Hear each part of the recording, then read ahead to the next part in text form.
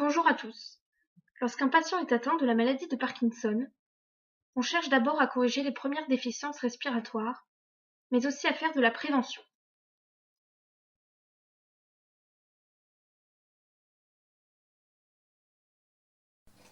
Pour cet exercice, le patient est assis, mains sur les côtes, bras écartés et buste droit, les pieds au sol. Il inspire par le nez en redressant le buste, en gonflant la cage thoracique et en écartant un peu les bras du corps. Il souffle par la bouche, profondément, en serrant les parties latérales de la cage thoracique avec les mains et en arrondissant le dos. Il faut faire attention à ce que le patient ne pince pas les lèvres pour ne pas faire obstacle à la respiration. Allez-y, gonflez le torse, ouvrez les bras et soufflez par la bouche en serrant les côtes et en arrondissant le dos. L'exercice peut être répété une dizaine de fois.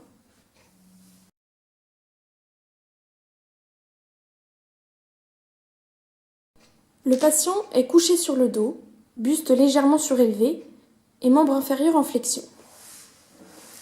Il pose une main sur l'abdomen et l'autre sur le thorax pour sentir sa respiration.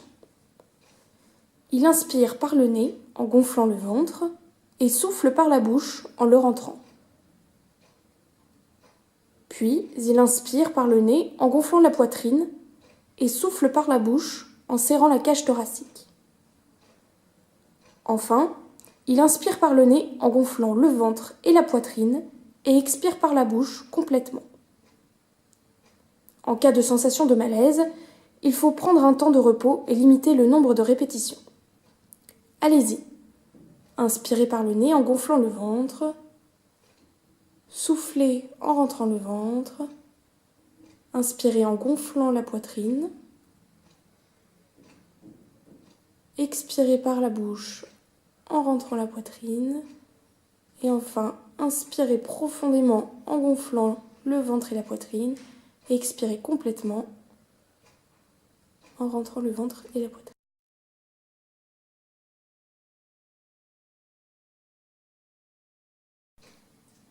Pour cet exercice, le patient est en position de quadrupédie. Il va enchaîner les inspirations et expirations. Dans un premier temps, il inspire par le nez en gonflant le ventre et en faisant le dos creux. Aidez-vous du mouvement du relevé de la tête afin d'avoir la bonne orientation du mouvement. A l'inverse, il souffle par la bouche en rentrant le ventre simultanément au dos rond pour amener le nombril au plafond et aider à la contraction des abdominaux. Il faut faire attention à dégrafer les vêtements au niveau du col et de la taille de façon à libérer les mouvements. Allez-y, inspirez et creusez le dos, levez la tête, soufflez ensuite par la bouche en faisant le dos rond et en rentrant le ventre.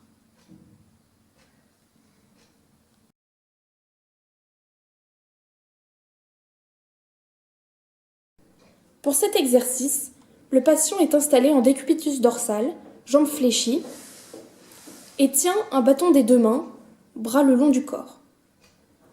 Le patient va inspirer par le nez en amenant les bras le plus possible en arrière, en calant fermement le bâton.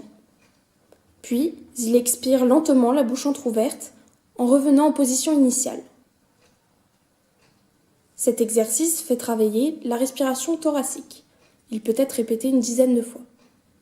Allez-y, inspirez par le nez, amenez les bras en arrière, levez les bras et soufflez par la bouche, lentement, en ramenant les bras.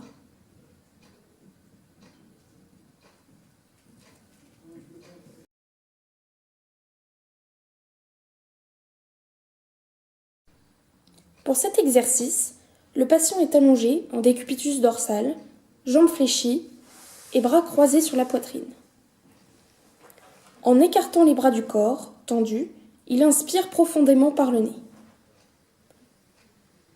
Puis, en expirant lentement par la bouche entrouverte, il revient en position initiale, en libérant le plus possible l'air des poumons.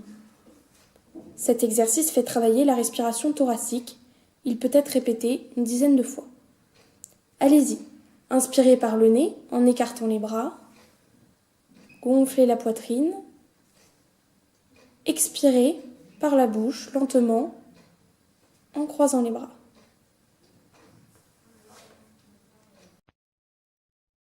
La liste des exercices n'est évidemment pas exhaustive. Cependant, on peut y ajouter des conseils qui peuvent prendre place dans la vie quotidienne et aider à l'entretien respiratoire.